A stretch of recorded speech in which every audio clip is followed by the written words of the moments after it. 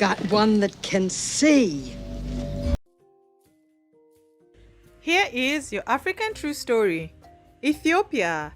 How Israel sterilized Ethiopian Jewish immigrants without their knowledge.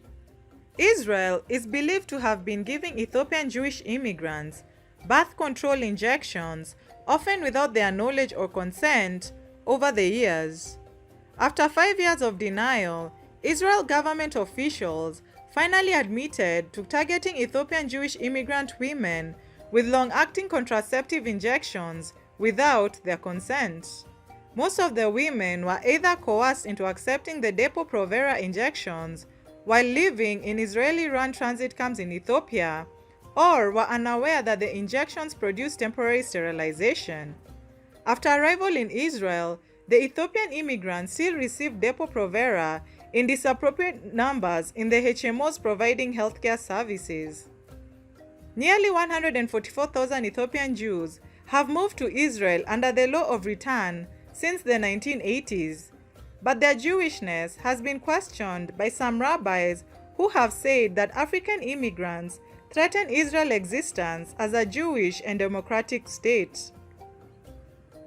Ethiopian Jews living in Israel have long complained of institutional racism and violence at the hands of the government and law enforcement. Statistics show significant inequalities between Ethiopian Israeli and the rest of the population.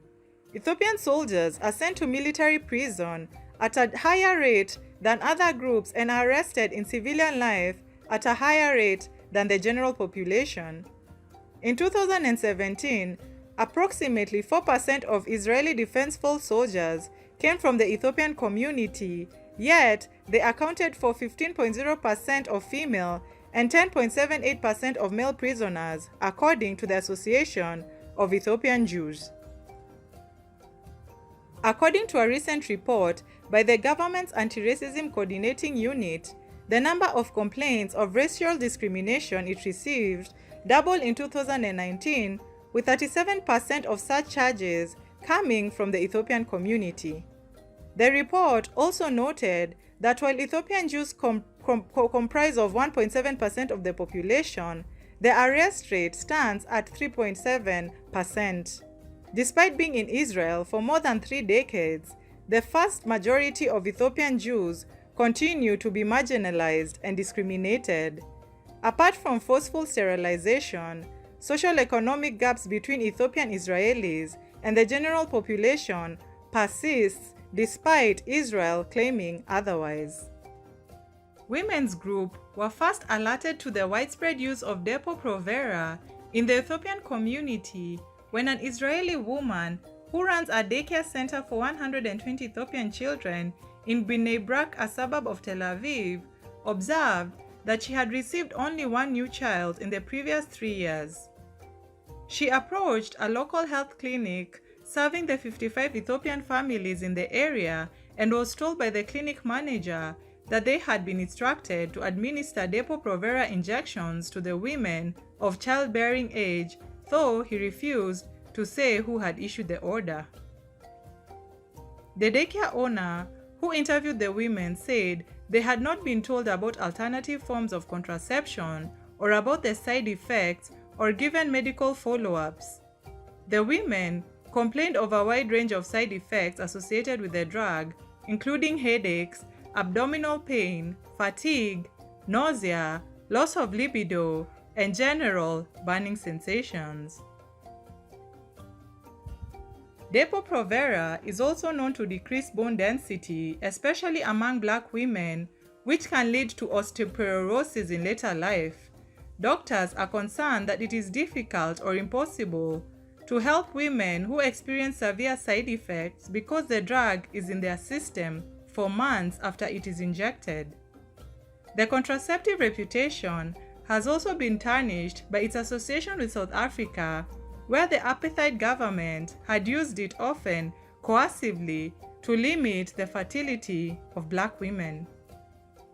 Allegations of official racism towards Ethiopia also gained prominence when it was admitted that for many years all their blood donations had been discarded for fear that they might be contaminated with diseases. there have also been regular reports of Ethiopian children being denied places in schools or being forced to attend separate classes. In 2018, a survey of employers in the main profession showed that 53% preferred not to hire an Ethiopian. In the face of post-war condemnation of Western conquest and apartheid domination of countries such as Zimbabwe and South Africa, as well as a more recent globe tide of Black Lives Matter consciousness, Israel has, via recent Western political media ideological reengineering, escaped scrutiny for its systematic racist colonial construction, even when its victims are Jewish people of color. Even when reports of its racism escape the ideological censorship, examples of racism in Israel are treated as isolated incidences rather than systematic characteristics of the entire racist regime. Israel should be held responsible for allowing racism to be a norm in the country, considering the persecution, displacements, and racism the same Jewish community went through in Europe in the 20th century. Thanks for watching. Please subscribe, follow, share, and like our video. It's the best way of supporting us. And remember, Africa is watching.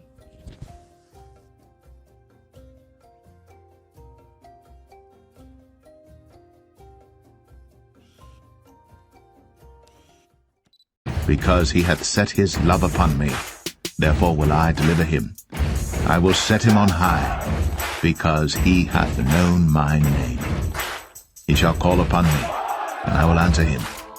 I will be with him in trouble. I will deliver him and honor him. With long life will I satisfy him, and show him my salvation.